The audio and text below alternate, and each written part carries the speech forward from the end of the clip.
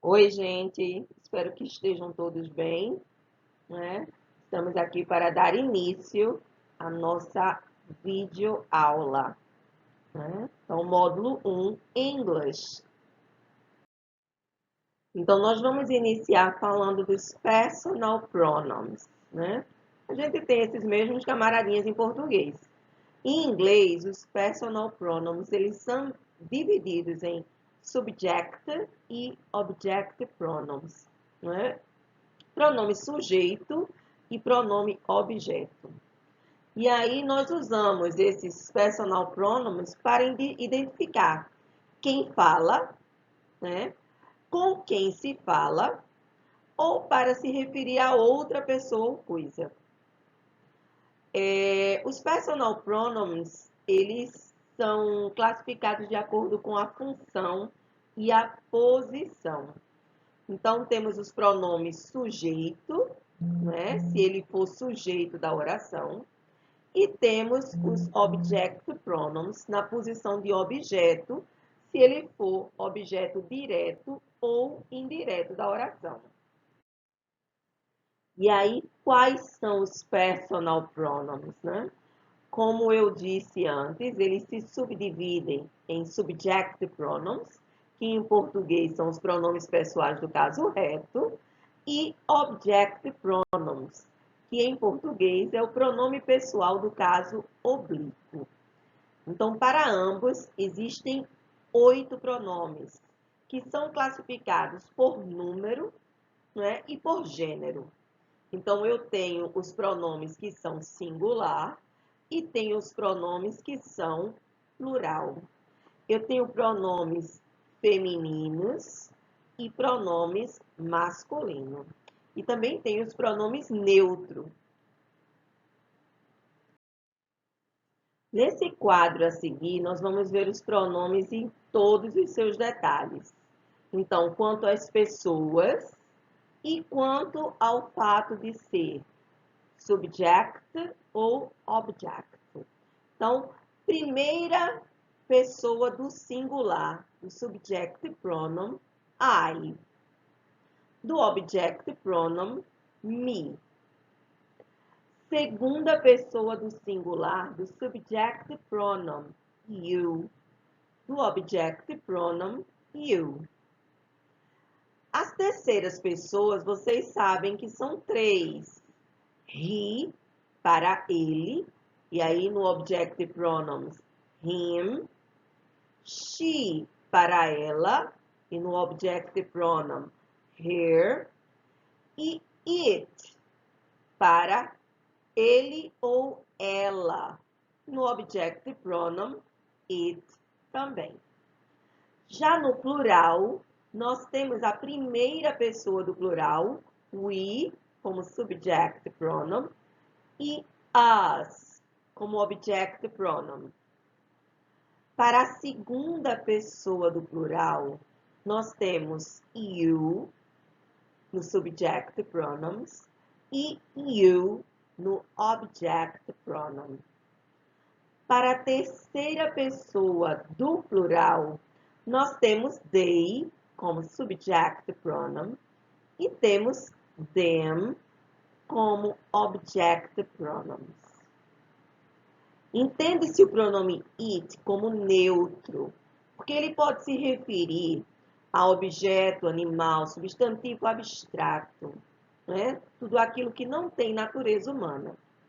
Não deixem de observar que o pronome you, ele é o mesmo, tanto no singular quanto no plural, né? O que vai fazer a diferença aí é o substantivo ou o verbo que vai determinar se é singular ou plural. Então, vamos às regras do personal pronouns, né? Algumas regrinhas a gente realmente vai precisar ter um certo cuidado. Por exemplo, essa regra número 1, né? O pronome I sempre será escrito com letra maiúscula, independente de onde ele esteja, no meio, no início, no fim da frase. Raramente ele vai aparecer no fim, certo? Porque aí já seria um pronome object, Mas onde ele aparecer, ele necessita, ele tem obrigatoriedade de ser escrito com letra maiúscula, tá? Número 2, os pronomes they e them. Eles indicam a terceira pessoa do plural, feminino, masculino e neutro, certo?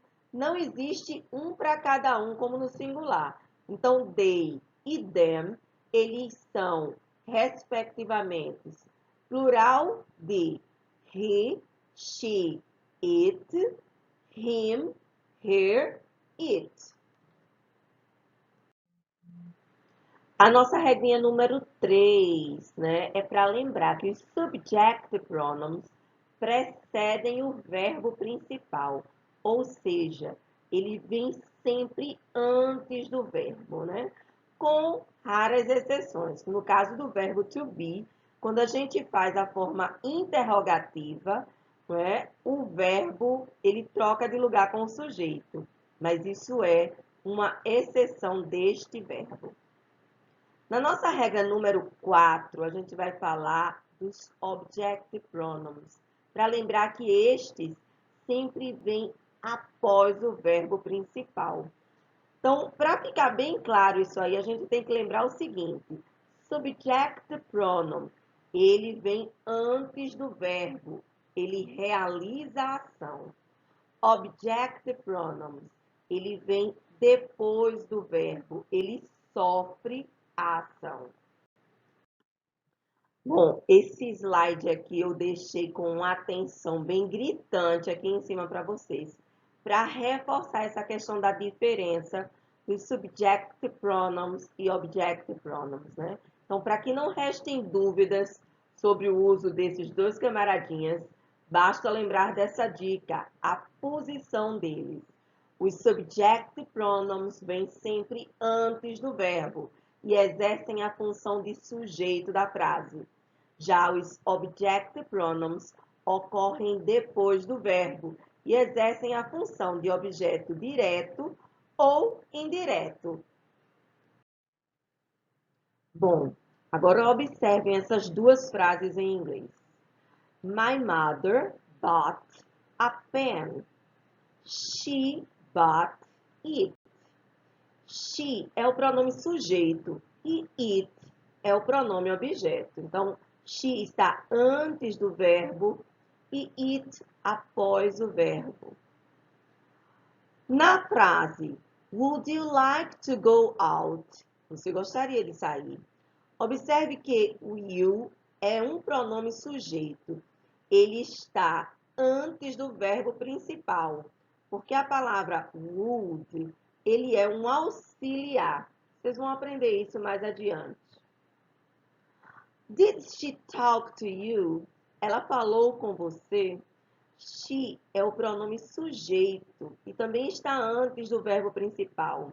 Já you, por sua vez, é pronome objeto. Ele está após o verbo principal. Ok? Espero que tenham entendido. Agora, atenção para a importância dos personal pronouns. Os personal pronouns, eles são utilizados para substituir um substantivo ou uma frase nominal, evitando-se assim, portanto, repetições desnecessárias. Né? Porque, como eu já conversei com vocês, em inglês não existe oração sem sujeito. Então, para a gente não ficar repetindo, às vezes, aquele mesmo substantivo, o ideal é que a gente substitua o mesmo por um personal pronoun.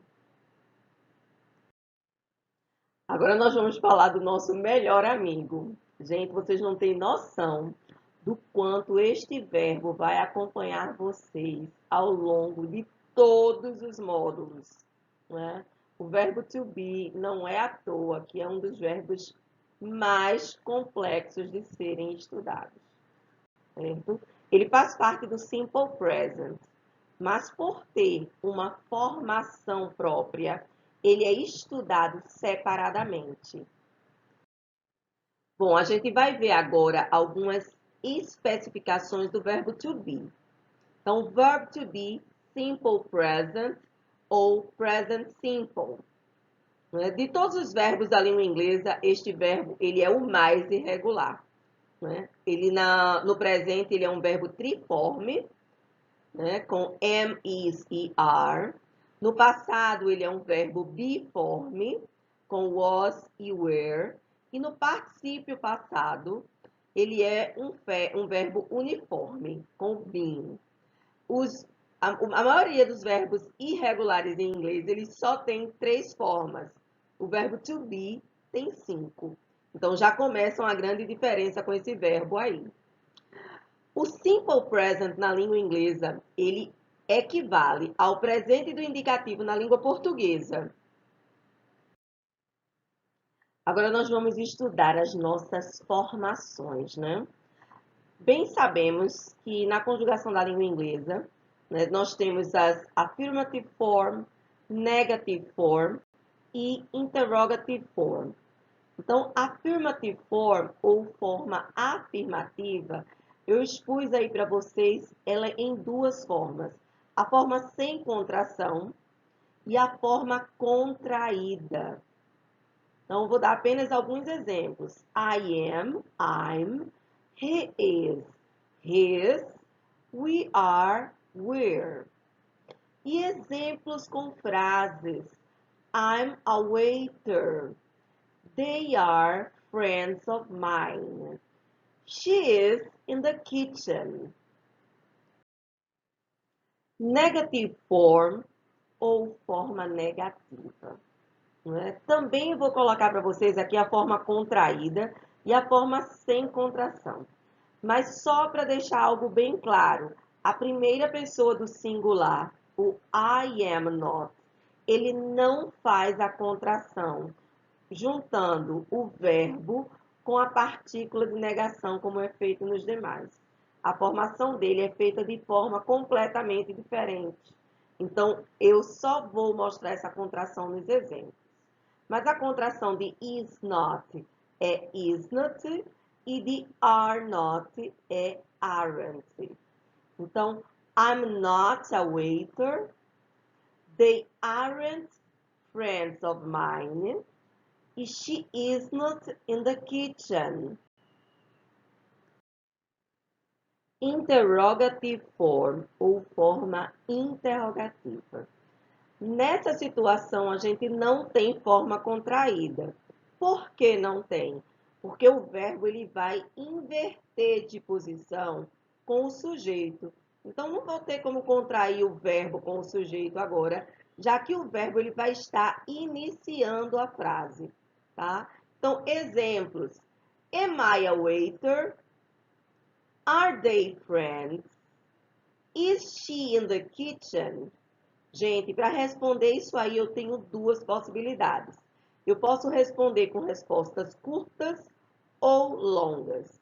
Então, usando a última frase, is she in the kitchen?